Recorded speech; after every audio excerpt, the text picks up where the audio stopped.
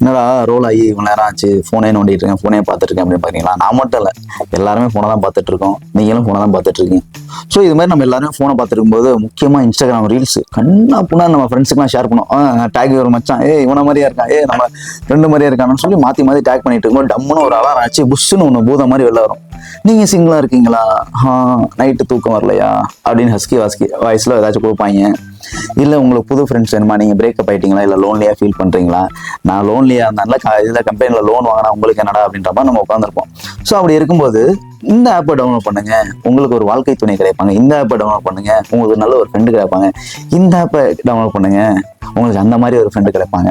இந்த மாதிரியெல்லாம் எல்லா ஆப்பும் இருக்குது. ஸோ இது மாதிரி இருக்கும்போது முக்கியமான ஒரு ஆப் ஃப்ரெண்ட் ஆப். ஸோ 9 ரூபாய்க்கு ரீசார்ஜ் பண்ணுங்க, உங்களுக்கு பிடிச்ச ஒரு ஃப்ரெண்டை பேசலாம், இல்லை பொண்ணுங்கள்ட்ட பேசலாம் அப்படின்ற மாதிரி நிறைய சொன்னால் நம்ம பதில் சும்மா இல்லாமல் ஏகப்பட்ட விஷயம் தேடிட்டு போயிடுவாங்க. ஓகேடா ரைட்ரா, பிளே ஸ்டோர் 9 ரூபா தானே, ஒய்யால ஒரு டீ குடிக்கிற காசு 2 போட்டு ரீசார்ஜ் பண்ணிடுவாங்க. ரீசார்ஜ் பண்ணதுக்கப்புறம் அதுக்கப்புறம் நடக்கிற விஷயங்களை கண்டிப்பாக பார்ப்போம்.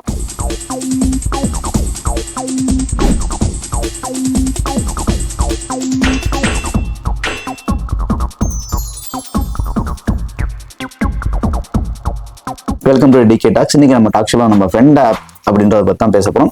இந்த ஃப்ரெண்ட் ஆப்பை பத்தி நிறைய இன்ஃப்ளூயன்சர்ஸ், அதாவது இதுல பிரபலமானவங்க பேசக்கூடிய கருத்துக்கள், அவங்க சொல்லக்கூடிய விஷயங்களை தான் எல்லாருமே எடுத்துடும். இந்த ஹீரோயின் அவளே சொல்லிட்டா, இந்த ஹீரோ இவரே சொல்லிட்டாரு, அவங்களே சொல்றாங்க, நம்ம எடுத்துக்க வேண்டியதான். ஸோ நம்ம எந்த விஷயத்த யாரு சொல்றோங்கிறது முக்கியம் கிடையாது, நல்ல விஷயமா சொல்றதுதான் முக்கியம். அதுக்காக நீ நல்லவனாலாம் கேட்காதீங்க, நான் இப்படி இருந்துட்டு போறேன், அது ஜாலி தான். ஆனா நீங்க நல்ல விஷயத்த மட்டும் எடுத்துக்கங்க. இப்ப நம்ம இந்த விஷயத்துக்குள்ள வருவோம். அதாவது இப்ப நம்ம எல்லாருமே பார்த்திருப்போம், ஒரு ஆப்பு இல்ல புதுசா ஒரு டிசைன் வருது, இல்ல ஏதோ ஒரு விஷயமா இருந்தாலும் ஒரு பிராண்ட் அம்பாசிடர் தேவை ஒரு விஷயத்துக்கு. அப்படிங்கிறப்ப ரம்யா இருக்கட்டும், இல்ல ஒரு பெரிய ரியல் எஸ்டேட் நிறுவனம், இல்ல ஒரு புது கார் வருது, எல்லாத்துக்குமே ஒரு பிராண்ட் அம்பாசிடர் தேவை, ஒரு இன்ஃப்ளூயன்சர் தேவை. அந்த இன்ஃப்ளூயன்சர்லாம் பெரிய இன்ஃப்ளூயன்சர், அதாவது செலிபிரிட்டி, ஸ்போர்ட்ஸ்மேனு, இது மாதிரி உள்ள ஆட்கள். ஸோ இது மாதிரி சின்ன சின்ன ஆப்புக்கெல்லாம் யாரை பிடிப்பாங்கன்னா இன்ஸ்டாகிராம் இன்ஃப்ளூயன்சர். அதாவது இப்போ இருக்க 2K கிட்ஸு, இப்போ இருக்க ஒரு சில நண்பர்கள் மக்கள்கிட்ட ஃபோனில் தெரியறவங்க மட்டும்தான் ஹீரோவாக பார்த்துட்டு இருக்காங்க. ஒரு முக்கியமான ஆட்கள்லாம், பெரிய ஆட்கள்லாம் அவங்க கண்டுக்கிறதே கிடையாது. ஸோ பெரிய ஆளாக இருந்தாலும் சின்ன ஆளாக இருந்தாலும் சரி, சொல்கிற விஷயங்கள் தான் முக்கியம். ரீசெண்டாக இப்போ தமன்னா காஜல் மேலே கூட பிட்காயின் சம்மந்தமாக இன்ஃப்ளூயன்சராக இருந்து அவங்களுக்கு கேஸ் ஆகி திரும்ப சில அமௌண்ட்லாம் அவங்க ரீஃபண்ட் பண்ணாங்க, வாங்கினாங்க அப்படின்ற மாதிரிலாம் இருந்தது. இப்போ இதே மாதிரி சரத்குமாராக இருக்கட்டும், இல்லை நிறைய ஆக்டர்ஸ்லாம் இந்த ரம்மி சர்க்கிளுக்கு, Dream11 இது மாதிரி விஷயத்துக்கான இன்ஃப்ளூயன்ஸாக இருந்திருக்காங்க. ஏன்னா அதனால நிறைய பேர் இறந்தும் போயிருக்காங்க ரம்மி சர்க்கிளில் விளையாண்டோம்.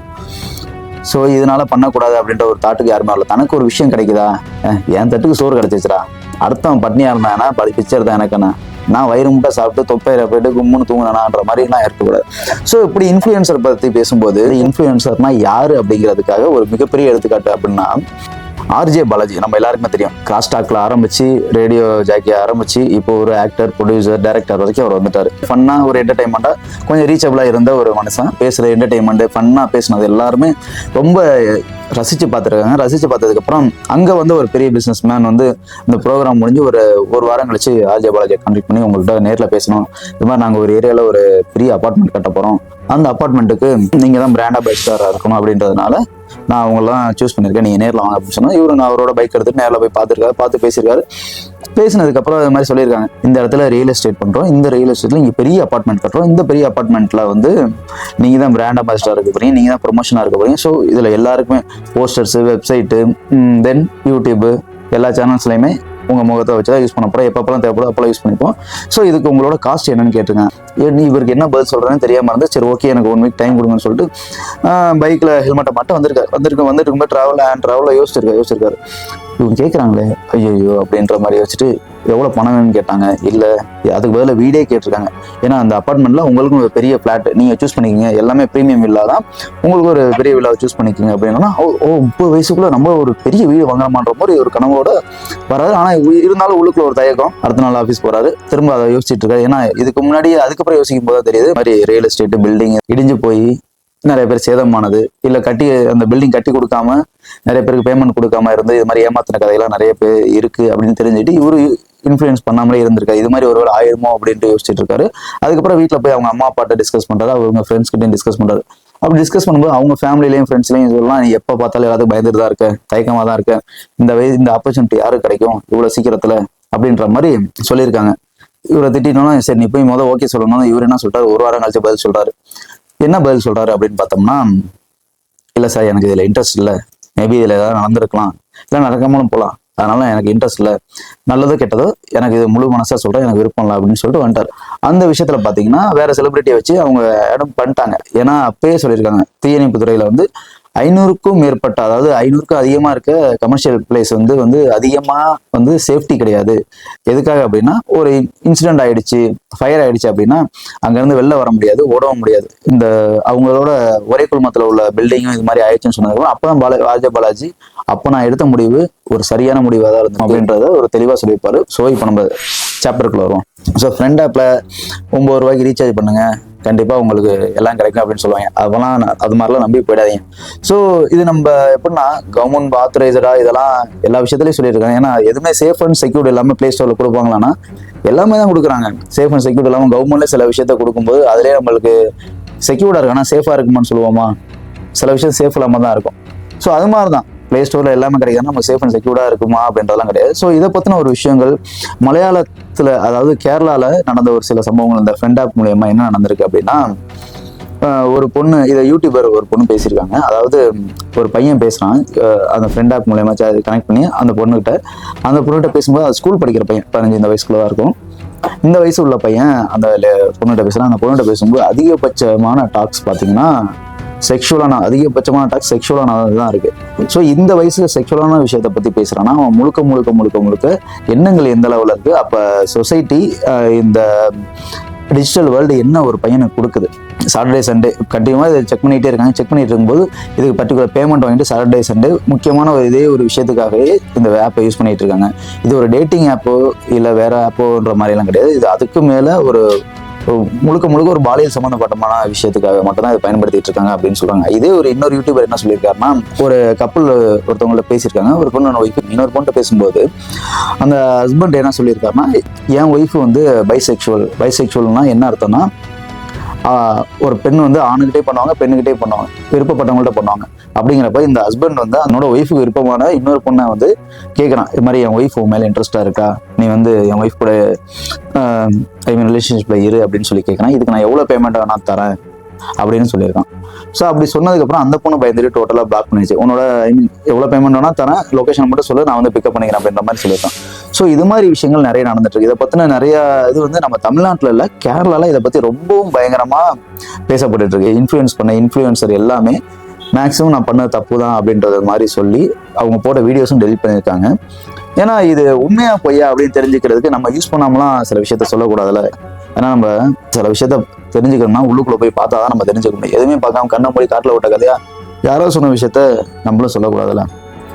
ஸோ ஒரு விஷயம் என்னன்னா, இதுல இந்த ஃப்ரெண்ட் ஆப்னு மட்டும் கிடையாது, ஷேர் சாட்டு, இன்னும் நிறைய ஆப்ஸ் இருக்கு. இதுல பாத்தீங்கன்னா ஒரு பையன் இதுல இன்ஸ்டால் பண்ணி உள்ள போறான்னா, அந்த பையனுக்கு நார்மலாக ஒரு ஆப்ல நம்ம உள்ள போனோம்னா ஜெண்டர் ஈக்குவாலிட்டி கேட்கும், மேலா ஃபீமேலா அதர்ஸா சம்திங் ஏதோ ஒன்று கேட்கும்போது நம்ம கொடுக்கும்போது பையனா இருந்தால் மட்டும்தான் எந்த ஒரு ஆப்பாக இருந்தாலும் பேமெண்ட் கேட்குது.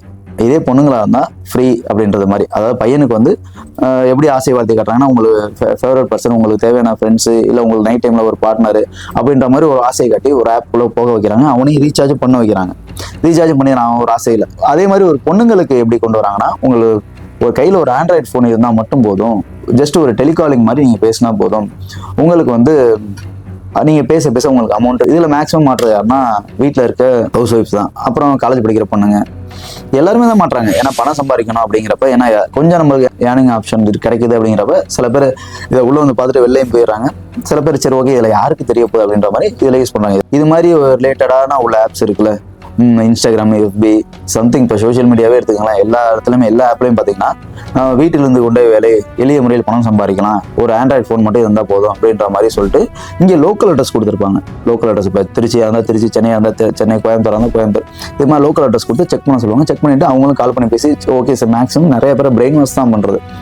பிரெயின் வாஷ் பண்ணி டோட்டலாகவே இதில் வச்சுருவாங்க. இதில் வச்சுட்டு சில பேர் ஓகே இன்ட்ரெஸ்ட் ஆனவங்க பேசுவாங்க, இல்லாதவங்க போயிடுவாங்க. ஏன்னா இது உண்மையா பொய்யான்னு உறுதிப்படுத்துறதுக்கு ஃப்ரெண்ட் ஆப்ல இல்லை, ஷேர் சாட்ல ஒரு கால் பண்ணி பார்த்தோம். ஏன்னா ஷேர் சாட்ல இதே ஆப்ஷன் சேம் இருக்கு டிட்டோ. இதை கால் பண்ணி பார்த்துறதுக்கு என்ன சொன்னாங்கன்னா, அந்த பொண்ணுங்க இது மாதிரி நீங்கள் தெரிஞ்சுதான் வேலை பார்க்குறீங்க, என்னம்மா பண்ணிட்டு இருக்கீங்க அப்படின்னு சொல்லி கேட்குறப்ப இது மாதிரி சொன்னாங்க. இது மாதிரி தான் எப்படின்னா, இது எங்களுக்கு பார்ட் டைம் ஜாப் மாதிரி தான் கொடுக்குறாங்க. இது எங்களுக்கு டைரெக்டாக வர்றது ஒரு ஏஜென்சி மூலியமா வரும்.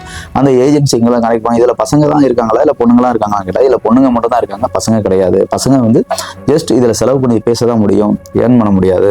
பொண்ணுங்களுக்கு மட்டும்தான் இதில் வந்து ஏர்னிங் ஆப்ஷன் கிடைக்குது.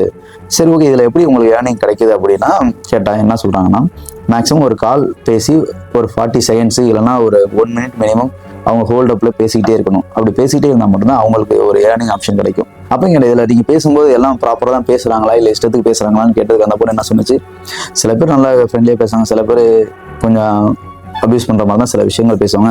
ஆனால் எதுவாக இருந்தாலும் நாங்கள் எதுவுமே காட்டிக்க மாதிரி ரியாக்ட் பண்ணிக்க கூடாது, ரொம்ப அமைதியாக தான் பேசணும்னு சொல்லியிருக்காங்க.